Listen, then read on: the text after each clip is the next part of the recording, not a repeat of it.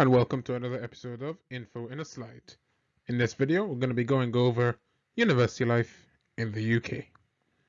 If you're watching this, then you're probably either a current or returning student, a new student starting in September, a new applicant, or a student in a previous level of study looking for a taster of university life and what to expect.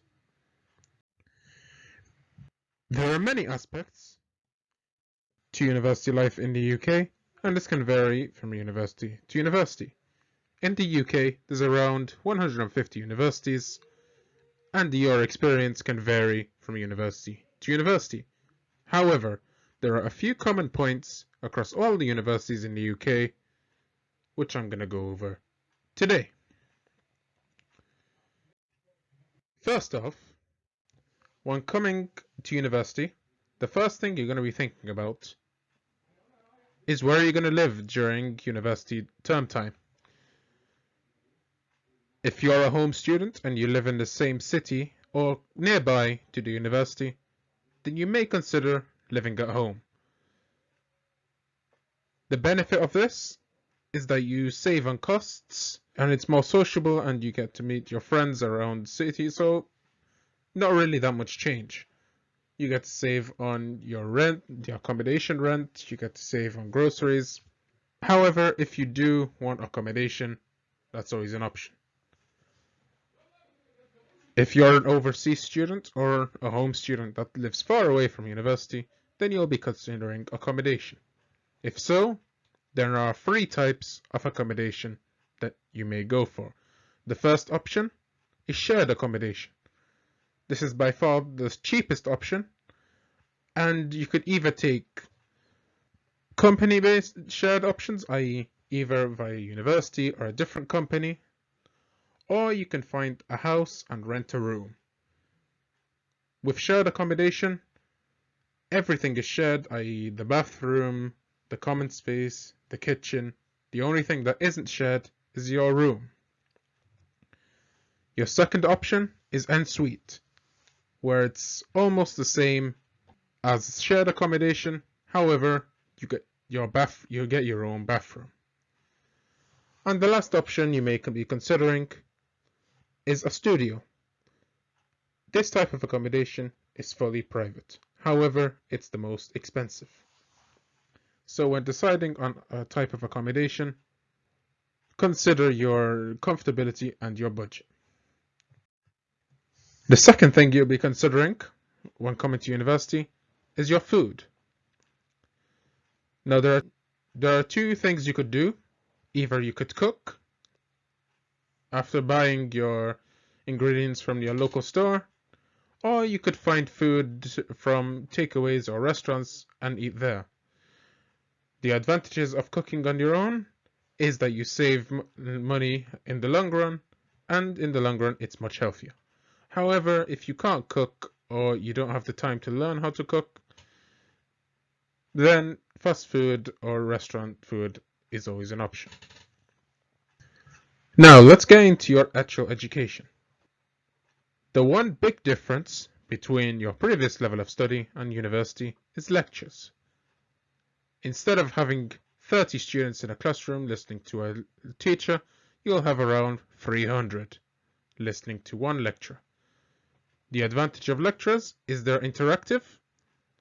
Most universities tend to record the lectures so you can watch the lectures after, or as some universities do, you don't have to attend the lecture. However, you get much more benefit from attending for interaction, asking questions, and some things are naturally not included in recordings.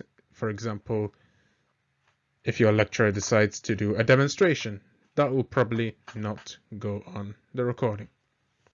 After that, you'll be worried about labs. For some of you, this will be the first time you've done labs, but don't worry. This will give you a chance to apply the knowledge that you've gained in lectures, and most modules will have, say, 2 or 3 labs where you do stuff related to your module.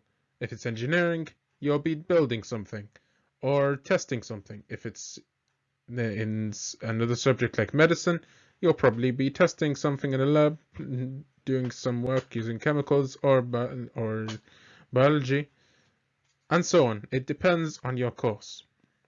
After that, you'll probably be worrying about exams. And let me confirm that exams in university are exactly the same as exams in previous level of study. i.e., you'll be sat in a big hall with one question booklet, and you'll have a limited amount of time, say 2 or 3 hours, to answer the questions.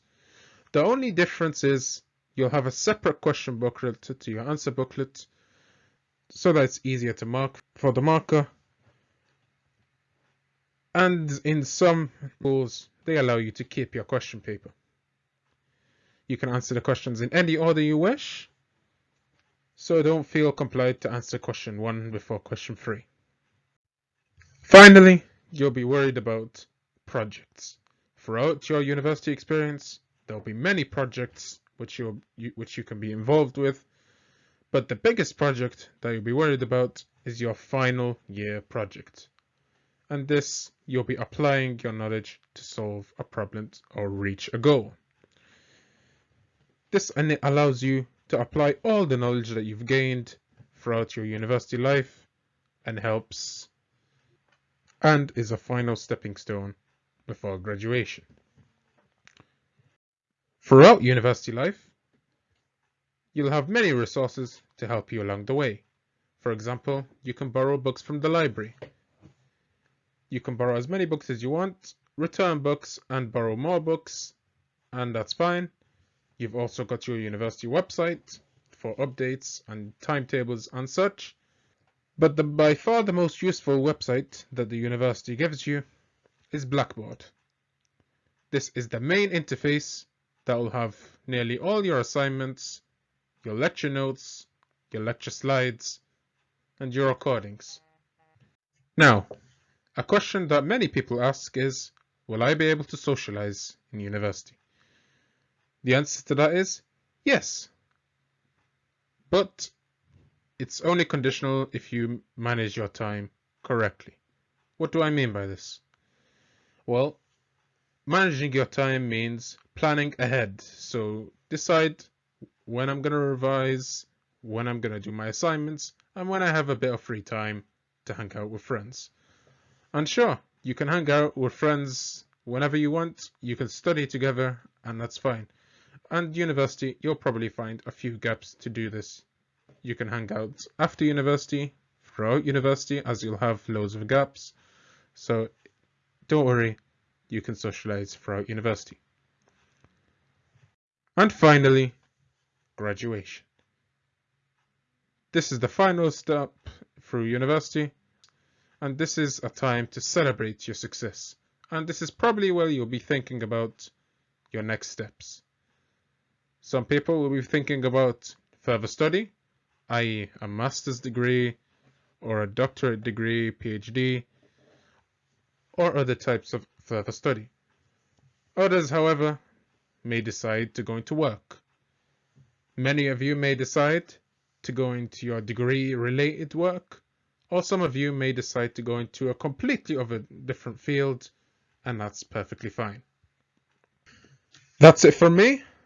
Hope you enjoyed and have a better grasp of life as a student in university, and hope to see you in the next video.